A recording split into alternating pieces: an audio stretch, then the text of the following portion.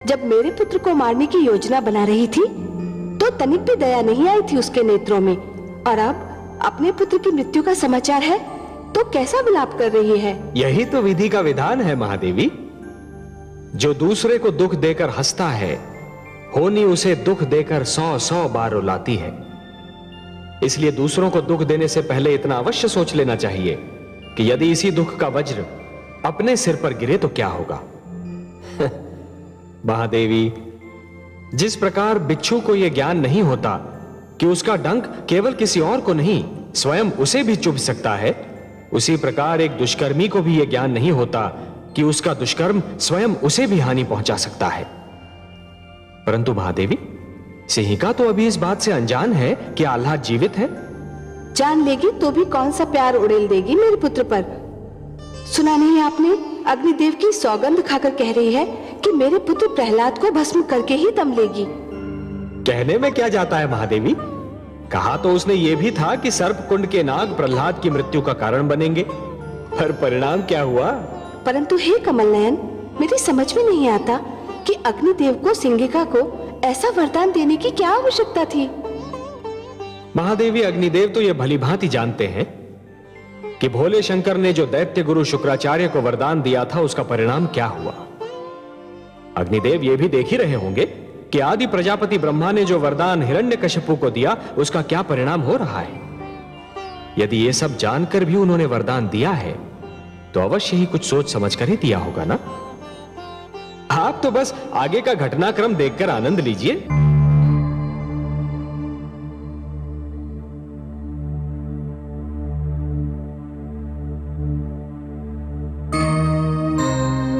युवराज, आप जीवित हो उठे? हाँ महामंत्री, मैं काल के जाल में समा कर लौट आया। ये तो चमत्कार हो गया युवराज, परंतु ये सब कुछ हुआ कैसे? ये सब मेरे प्रियानुज प्रहलाद की कृपा है। ये नया जीवन मुझे मेरे अनुज ने उपहार में दिया है। परंतु मैं तो महाराज और महारानी को असुर लोक में आपकी मृत्यु की सूचना भी भिजवा चुका हूँ। यह तो बहुत बुरा हुआ भ्राताश्री। बुआश्री आपकी मृत्यु का समाचार सुनकर दुख से पागल होती होंगी। तुम ठीक कहते हो अनुज। उन्हें तुरंत सूचना भिजवाइए कि यह सब कुशल है। जो आज्ञा युवराज। नहीं भ्राताश्री, हमें स्वयं आसुरलोक पहुंचना होगा। वहाँ हाहाकार मचा होगा। आपके मृत्यु के समाचार के उपरांत बुआश्री को आपके जीवित रहने के समाचार पर विश्वास नहीं होगा। उन्हें विश्वास उसी समय होगा जब वो अपनी आंखों से आपको जीवित देखेंगी। कितना सुख होगा उन्हें आपको देखकर। भ्राताश्री चलिए, मैं भी आपके साथ चलूंगा। अवश्य अनुज, अब तो मैं वही करूंगा जो तुम कहोगे। मेरा ये जीवन तुम इन्हें तो लौटाया है। महामंत्री जी, हमारी यात्रा का प्रबंध किया जाए। जो आज्ञा युवराज। मेरा पुत्र, हाय मेरा पुत्र, मेरा पुत्र, हाय मेरा पुत्र। तुम क्यों विलाप कर रही हो? तुम्हारा पुत्र नहीं मरा, मेरा पुत्र मरा है। तुम्हारा पुत्र? तुम्हारा पुत्र? ये तुम कह रहे हो बहन सिंहिका? आह्लाद को मैंने तुम्हारी गोद में डाल अवश्य दिया था। उसे भूल जाने की चेष्टा भी की थी, पर उसे पेट में तो मैंने ही रखा था। मैंने उसे अपनी कोख से जन्म दिया था। उसे मैंने ही अपना दूध पिलाया था। वो मेरे ही शरीर का अंश था। वो मेरी आंखों का तारा था। हाँ हाँ था, परंतु उसकी हत्या भी तुम्हारे ही दूसरे पुत्र प्रहलाद ने की। अरे मैंने तुम्हारे पुत्र आह्लाद को अपनी छाती से लगा लिया था, अपना पुत्र बना लिया था उसे। तुम्हारी कमी का आभास उसे कभी होने न दिया था, परंतु तुम्हारे दुष्ट पुत्र प्रहलाद के कारण वो काल के जाल में समा गया। मैं तुम्हारे पुत्र प्रहलाद को कभी क्षमा नहीं करूंगी, कभी नहीं। हत्यारा है वो, हत्यारा। मेरा पुत्र अपने शत्रुओं पर भी दया करता है।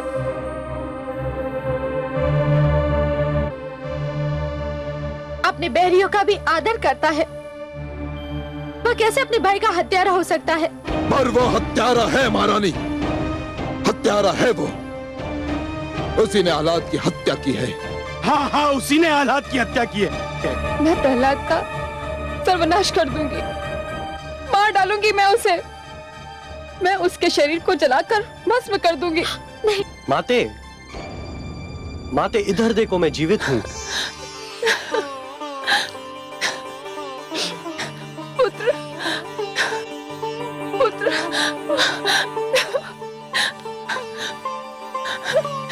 मेरा पुत्र जीवित है, मेरा पुत्र जीवित है। तुम ठीक तो हो पुत्र?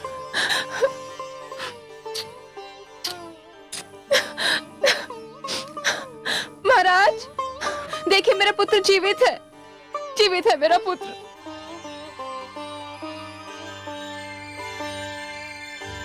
माते, मेरा पुत्र, मेरे लाल।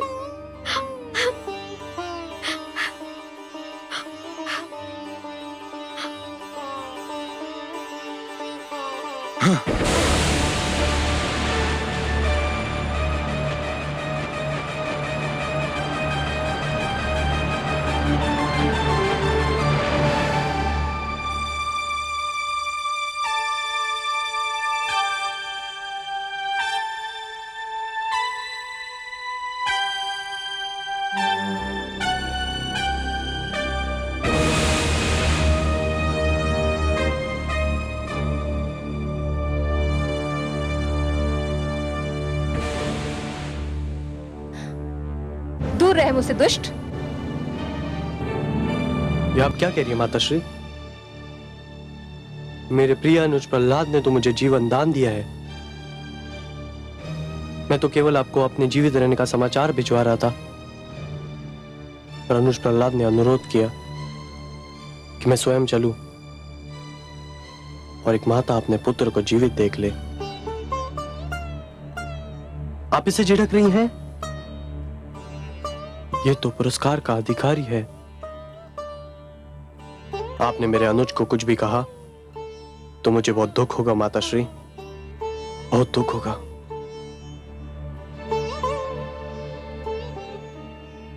मुझसे भूल हो गई पुत्र। तुमने वास्तव में पुरस्कार योग्य कार्य किया है। तुम जो भी मुझसे मांगना चाहो मांग लो। भ्राताश्री को जीवन मिल गया, मेरे लिए यही सबसे बड़ा पुरस्कार है। यह कैसे संभव है पुत्र? मेरे पुत्र आलाद ने मुझसे कहा है तो मुझे तुम्हें कोई ना कोई पुरस्कार तो देना ही होगा ना। तुम स्वयं अपनी इच्छा से कुछ मांग लो तो मुझे भी हर्ष होगा और आलाद को भी प्रसन्नता होगी। अब संकोच न करो पुत्र, जो जी में आए वो मुझसे मांग लो। यदि आपकी यही इच्छा है तो मुझे अपना वह चमत्कार दिखा दीजिए जिसके चारों ओर चर्चा है। अग्निदेव ने आपको जो वरदान दिया है, मैं अपनी आंखों से उसका प्रदर्शन देखना चाहता हूँ। कितनी सुंदर बातें करते हो तुम पुत्र। तुम वास्तव में बहुत ही भले और भोले बालक हो। तुम मुझसे कुछ भी मांग सकते थे, परंतु तुम्हारे मन में किसी भी वस्तु का लोभ नहीं। कितनी सुंदर इच्छा व्यक्त की है तुमने। मुझे बहुत प्रसन्नता हुई पुत्र। मैं अवश्य ही तुम्हें अपने वरदान का प्रदर्शन दिखाऊंगी। कब? मैं बहुत व्याकुल हूँ देखने के लिए। पुत्र, मदनोत्सव सिर पर खड़ा है। उस दिन सारे असुरलोक में हर्षोल्लास होता है। समस्त नर नारी नृत्य करते हैं, मदिरा जल की भांति बहती है, सब रंग खेलते हैं और एक साथ भोजन करते हैं। बस उसी दिन मैं तुम्हें अपना चमत्कार दिखाऊंगी। मैं तुम्हें उस दिन एक और चमत्कार भी दिखाऊंगी। क्या बुआ श्री? उस दिन एक ऐसा अनुपम दृश्य दिखाई देगा जिसे संसार कभी भुला ना पाएगा। उस दिन का वही विशेष आकर्षण भी होगा। मदनोत्सव की रात्रि मैं तुम्हें साथ लेकर अग्नि में प्रवेश करूंगी। फिर तो आनंद आएगा। नहीं, आज तो मुझे वास्तव में पुत्र प्रहलाद पर बहुत क्रोध आ रहा है। भोलेपन का यह अर्थ तो नहीं कि कोई जानबूझकर मृत्यु की गोद में जा गिरे। क्या हुआ महादेवी? सुना नहीं आपने? दुष्ट सिंहिका पुत्र प्रहलाद को गोद में लेकर अग्नि में प्रवेश करना चाहती है और पुत्र प्रहलाद ये समझ रहा है कि ये खेल होगा। या वास्तव में सिंहिका उसे कोई चमत्कार दिखाना चाहती है? महादेवी, जिसके मन में खोट नहीं होती वो स्वयं को भी सच्चा समझता है और दूसरों को भी। पर ये तो भूल है कमल नयन, और मुझे भय है कि पुत्र प्रहलाद भी यही भूल कर रहा है। नहीं महादेवी, भूल प्रहलाद नहीं कर रहा है, भूल तो सिंहिका कर रही है। उसे इस बात का विस्मरण हो गया है कि वो एक भूल कर चुकी है, और जिसे अपनी भूल का विस्मरण होता है उसे उसका दंड अवश्य मिलता है। इतिहास रचा ही इसलिए जाता है महादेवी कि आने वाली पीढ़ियां ये देख सकें कि उनके पहले की पीढ़ियों ने क्या भूल की और वो उस भूल को ना दोहराएं। यदि दोहराती हैं तो दंड पाती हैं, दुख झेलती हैं। सिंहिका ने जो भूल की थी उसका दंड उसे मिला था, उसके पुत्र आह्लाद की मृत्यु के रूप में। परंतु जैसे ही उसने अपने पुत्र को जीवित देखा, उसे फिर से अपनी भूल का विस्मरण हो गया। इसलिए विश्वास रखिए महादेवी, सिंहिका को अपनी भूल का दंड फिर से मिलेगा। परंतु प्रहलाद को भी तो ये स्मरण रखना चाहिए था कि सिंहिका उसे क्षति पहुंचाने की चेष्टा कर चुकी है। जानता हूं महादेवी, क्षति पहुंचाने वाले को दंड देना तो बहुत सरल है, पर उसे क्षमा करना बहुत कठिन। और जो क्षति पहुंचाने वाले को क्षमा कर सकता है वो तो पूजनीय है, महान है। आपको तो अपने पुत्र पर गर्व होना चाहिए महादेवी कि उसका हृदय इतना विशाल है। मैं जानती हूँ कि मेरे पुत्र प्रहलाद का हृदय विशाल है, उसके विचार सुंदर हैं और वो किसी को भी क्षति नहीं पहुंचाना चाहता। फिर भी सब उसके पीछे पड़े हैं, इसीलिए तो मैं चिंतित हो उठती हूँ। उसके पास सिवाय कयाधु के है कौन? आपका आशीर्वाद है महादेवी, आपका आशीर्वाद। और जिसके साथ आप जैसी जगन माता का आशीर्वाद हो, उसे किसी से क्या भय हो सकता है? महादेवी, मैं तो आपको कई बार बता चुका हूं कि आपका आशीर्वाद ही प्रहलाद की सर्वाधिक महान शक्ति है।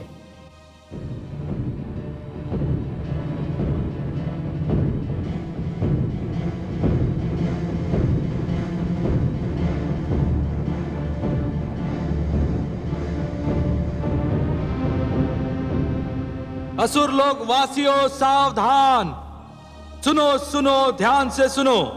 भगवान हिरण्यकशिपु ने घोषणा की है कि इस बार भी मदनोत्सव हर बार की भांति बहुत धूमधाम से मनाया जाएगा। भगवान हिरण्यकशिपु सदैव की भांति अपनी समस्त प्रजा के लिए मांस, मदिरा, नृत्यादि की व्यवस्था करेंगे। परंतु इस बार मदनोत्सव का विशेष आकर्षण होगा भगवान की छोटी बहन कामरूप देश की महारानी सिंहिका की ओर से उन्हें अग्निदेव के दिए हुए वरदान का महान प्रदर्शन। महारानी सिंहिका राजकुमार प्रहलाद को लेकर अग्नि में प्रवेश करेंगी। सारे असुर समुदाय का इस उत्सव में स्वागत है। आहा, ये तो चमत्कार होगा। इस बार मदनोत्सव का आनंद ही कुछ और होगा।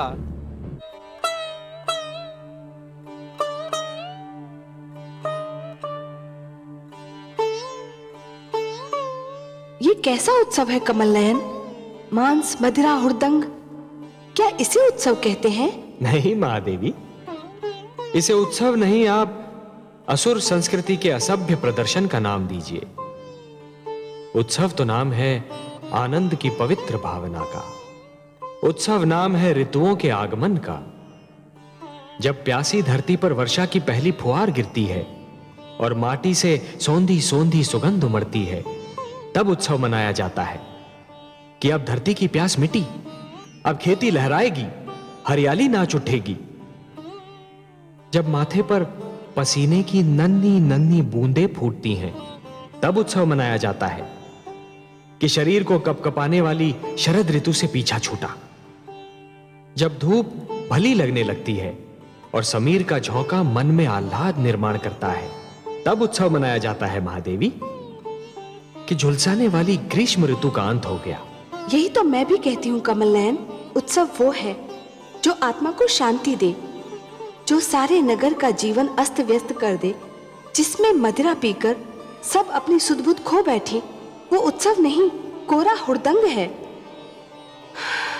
परंतु मुझे सिंगिका की चालों से चिंता हो रही है। वो मेरे पुत्र को लेकर अग्नि में प्रवेश करना चाहती है। मैं जानती हूँ कि उसके मन में क्या है। परंतु आपके पुत्र के चेहरे पर तो कोई चिंता दिखाई नहीं पड़ती। उसने तो अपनी सारी चिंताएं आप पर छोड़ दी हैं। तो आप भी अपनी सारी चिंताएं मुझ पर छोड़ दीजिए ना महादेवी।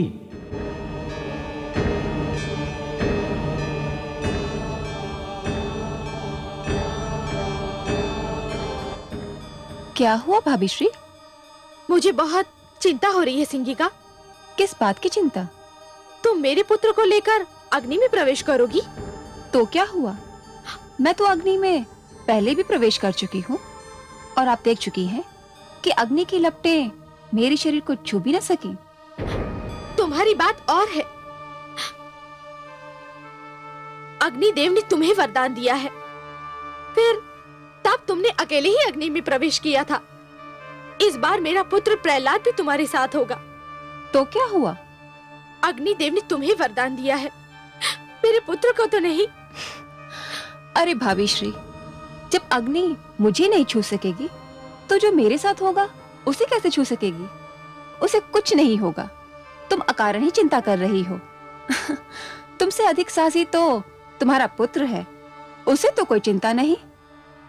वह तो बड़ी व्याकुलता से उस घड़ी की प्रतीक्षा कर रहा है जब मैं उसे लेकर अग्नि में प्रवेश करूंगी। वो तो बच्चा है, वो बेचारा क्या जाने। वो उत्सुक है कि जो अवसर मृत्यु के पश्चात आता है उसे जीते जी देखने को मिल जाएगा। तुम उसकी चिंता छोड़ दो और जो होगा स्वयं अपनी आंखों से देख लेना। नहीं, मैं नहीं देख सकूंगी। अपने पुत्र को अग्नि में प्रवेश करते हुए देखना मेरे वश की बात नहीं। मैं वहां नहीं आऊंगी। तुम्हारी इच्छा। अच्छा, मुझे तैयारी करनी है, मैं चलती हूँ।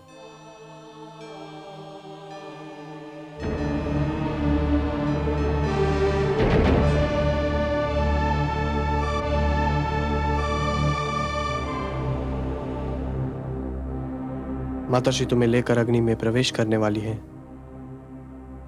मैं तो एक एक पल गिन रहा हूँ। शीघ्र आए वो घड़ी जब मैं वो चमत्कार देख सकूं। यदि तुम्हें कुछ हो गया तो? बुआ श्री कहती है मुझे कुछ नहीं होगा, मैं उनकी रक्षा में रहूंगा। और तुम्हें विश्वास है कि ऐसा ही होगा?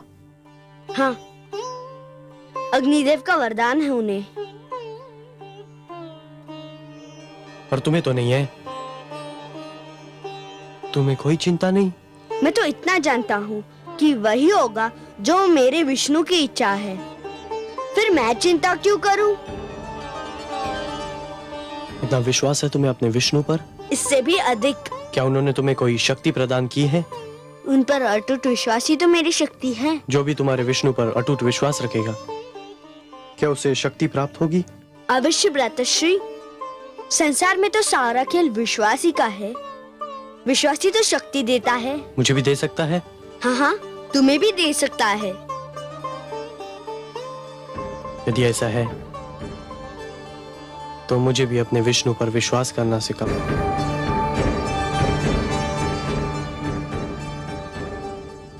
पुत्र प्रहलाद, तुम तैयार हो? हाँ बुआ श्री, मैं कब से तैयार खड़ा हूँ। चलिए। चलो पुत्र। किंतु तुम्हारी माताश्री तो आ ही नहीं रही। क्यों? उन्हें भय लग रहा है। भय? किस बात का भय? उन्हें अग्निदेव के वरदान पर विश्वास नहीं है? मैंने भी उनसे यही कहा, किंतु उनका ये भय दूर ही नहीं हो रहा। मैं उनके पास जाऊंगा, मैं उन्हें लेकर ही आऊंगा। हमारी बात बीच में रह गई भ्रातृश्री। मैं उस शक्ति के विषय में इस प्रदर्शनी के बाद ही बताऊंगा। अच्छा अनुज,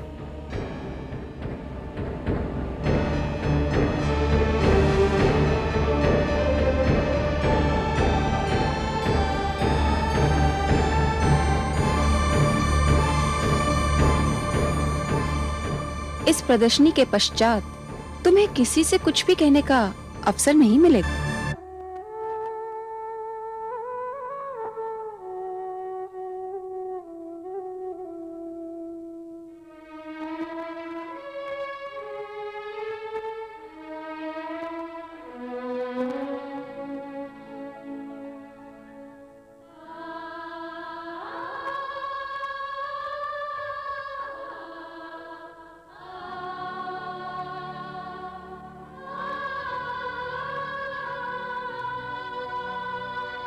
माते, माते, माते। पुत्र, बुआशी कह रही थी कि तुम प्रदर्शनी में नहीं आओगी। हाँ पुत्र, वो सत्य कह रही थी। परंतु क्यों? मुझे बहुत भय लग रहा है। भय? तुम एक साहसी पुत्र की साहसी माता हो ना? केवल माता हो पुत्र, और कौन माता अपने पुत्र को आग की लपटों में घिरा देखेगी? और तू भी तो मूर्ख है। तेरी जिस बुआ ने तुझे सर्पकुंड भेजकर मरवाना चाहा था, उस पर फिर विश्वास कर लिया तूने? मुझे बुआशी पर नहीं, अपने वासुदेव पर विश्वास है। आप क्यों नहीं मेरे विष्णु पर विश्वास करती? करती हूँ पुत्र, करना चाहती हूँ। मैं ये भी जानती हूँ कि तुम्हारे जीवन पर अब तक जितने प्रहार हुए, उन सब से तुम बच निकले। परंतु पुत्र, तुम्हारे विरोधी बहुत ही शक्तिशाली हैं।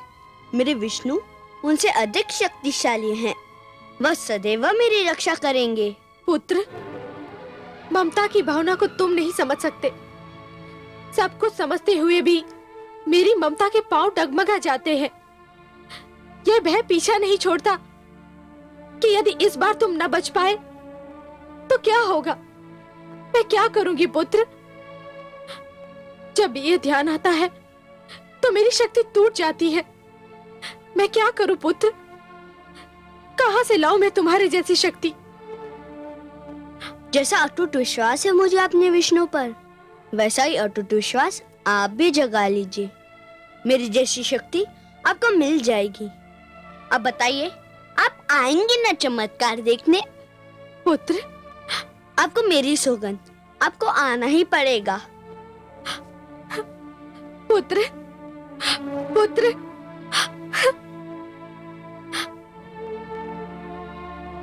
घातक, अत्यंत घातक। वो दुष्ट प्रहलाद दिन प्रतिदिन मेरे लिए घातक होता जा रहा है सिंगिका। आज तो मुझे भी विश्वास हो गया कि यदि प्रहलाद जीवित रहा तो मुझे भी अपने पुत्र आह्लाद से हाथ धोना पड़ेगा। मुझे प्रहलाद से उसकी बातचीत सुनकर भय लग रहा है भ्राताश्री, कि जिस प्रकार प्रहलाद आपसे विद्रोह कर रहा है, कहीं एक दिन उसी प्रकार मेरा आह्लाद मुझसे विद्रोह न कर बैठे। इसीलिए मैं उस दुष्ट के जीवन का अंत करना चाहता हूं सिंगिका,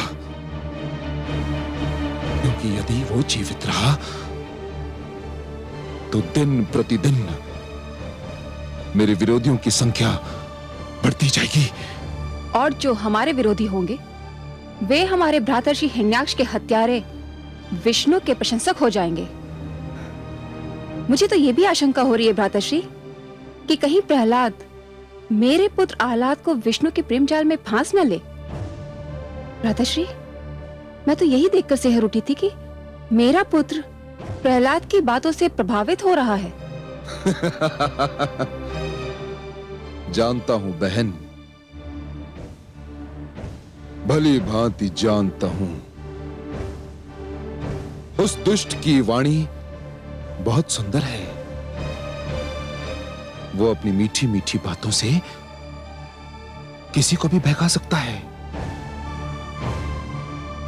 इसीलिए उसका अंत आवश्यक है। इसीलिए उसका अंत अत्यंत आवश्यक है। मैं आपसे सहमत हूं भ्राताश्री। विश्वास कीजिए, अग्नि के इस खेल से वो जीवित बाहर नहीं आएगा। मेरी शुभकामनाएं तुम्हारे साथ है सिंगिका, किंतु यदि वो जीवित रहा तो मेरा जीवन संकट में पड़ जाएगा।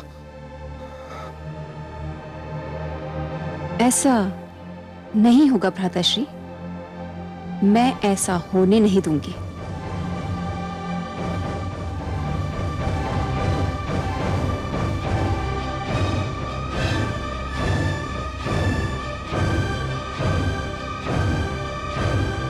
हे कमल नयन, सुना आपने? पुत्र प्रहलाद ने अपनी माता से क्या कहा? वो कह रहा है कि भक्ति की भावना ही सबसे श्रेष्ठ है, ममता की भावना उसके आगे कुछ भी नहीं।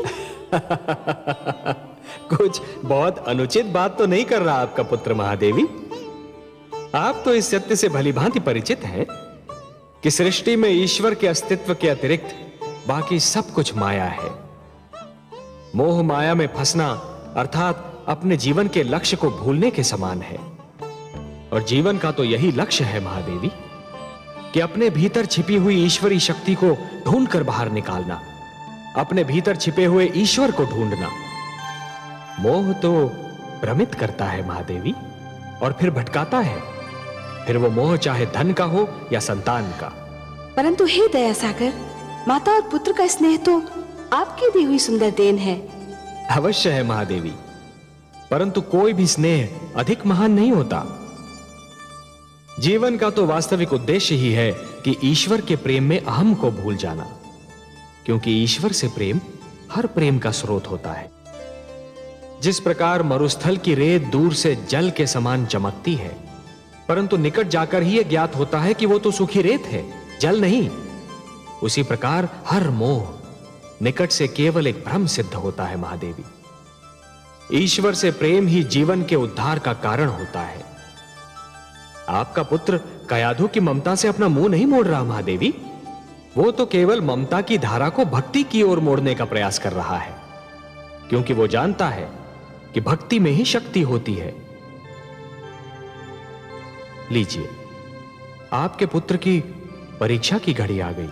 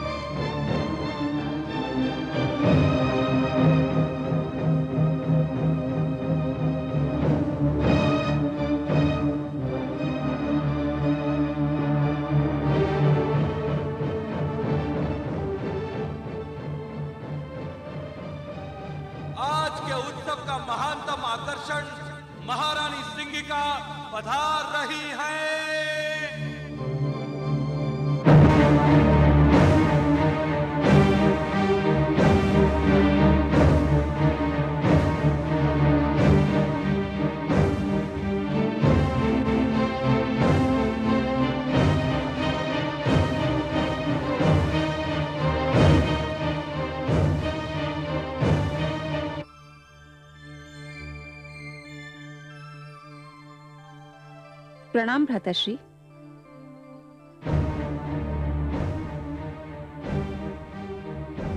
कहाँ है वो दुष्ट,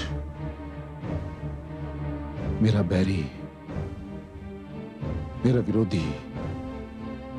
भाभी श्री को लेने गया है।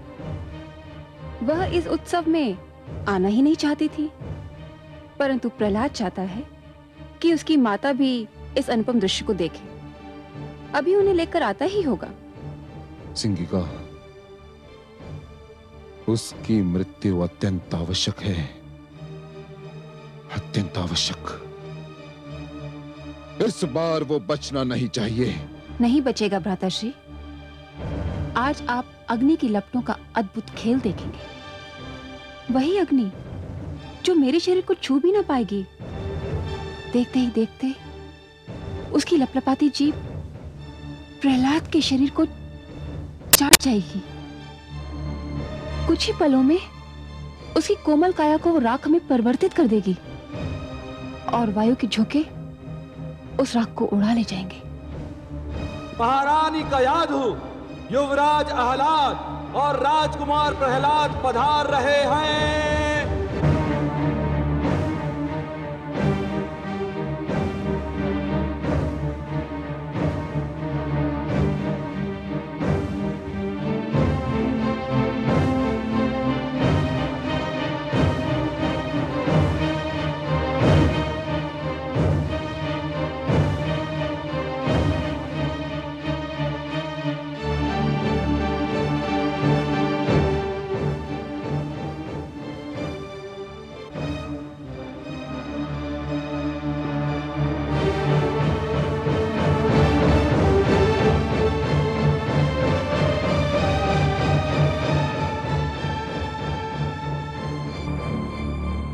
माते, मैं आपके चरण छूकर संसार के मातृत्व के चरण छू रहा हूँ। संसार की सारी माताएं पूज्य है।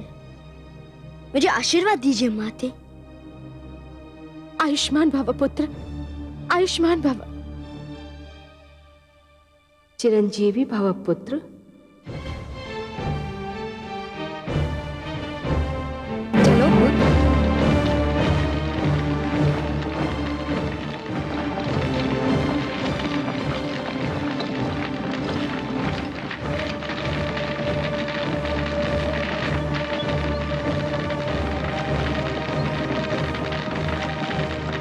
चलो पुत्र।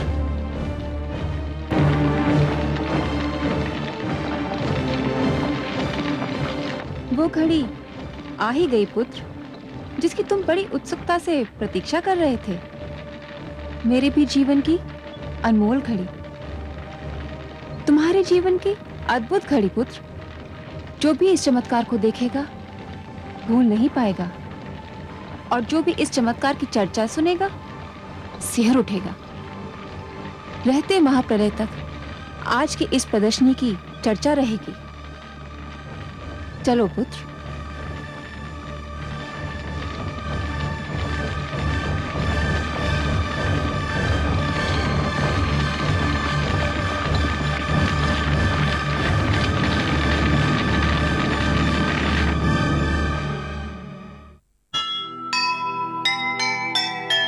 पाप नहीं फलता कभी, यही जगत की रीत। पुण्य के पथ पर जो चले, सदा उसी की जीत। जिसके मन ईश्वर बसे, आँच न उस पर आए। जग बैरी हो जाए पर उसको मार न पाए, उसको मार न पाए। जो सुनेगा ये पुराण, पाएगा सुख और ज्ञान, पाएगा सुख और ज्ञान। कर्म को ही धर्म खेल